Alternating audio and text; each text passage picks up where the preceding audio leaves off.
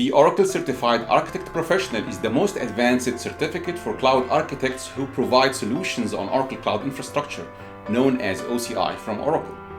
I cleared it with a score of 82%. In order to pass the OCI's Architect Professional exam, you should have cleared the OCI Architect Associate exam, which covers the foundations of OCI services. Moreover, you need to score 70% and above to pass. The exam takes 2 hours and it has 50 multiple choice questions. Most will have a single right choice, and a few will have multiple answers to select from. You will only score if you select the exact right answer, so no partial answer counts towards your score. In contrary to the OCI Associate, the professional certificate measures the knowledge of best practices and solution building of the architect, where the exam questions are mostly situational questions describing specific need of businesses to measure workloads or provide disaster recovery or backup strategies, and examines the abilities of the architect to lay out the right solution within some circumstances, like being cost aware or requiring maximum performance or least latency. Oracle has been promoting the cloud certificates in the past couple of months via providing free training material for the associate and professional certificates. With the associate certificate being a common certificate for IT professionals to pursue, there are several resources to use to learn about the OCI services and find sample questions and exams.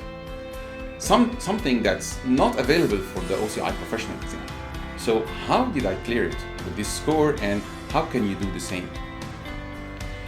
If you have recently cleared the associate exam, you ought to sit the professional exam as soon as possible, because you need to have the information about the services fresh and available for you. So grab this advantage. The first step is to read the certification exam preparation guide. I have included a link to the guide in the first comment below. This guide will walk you through the exam objectives and the concepts being tested within each objective.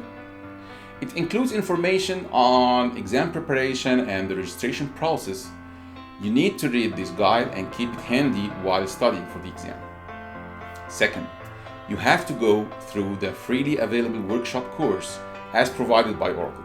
This is a 16 hours course that covers all aspects of the course, like planning and designing solutions on OCI, design, implement and operate databases, migrate on-premise workloads to OCI, implement and operate solutions, design for hybrid cloud architecture, and design for security and compliance.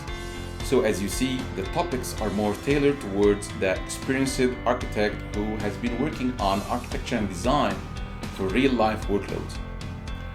Oracle also provides a very important resource, a practice exam that has 50 questions that cover all of the above topics.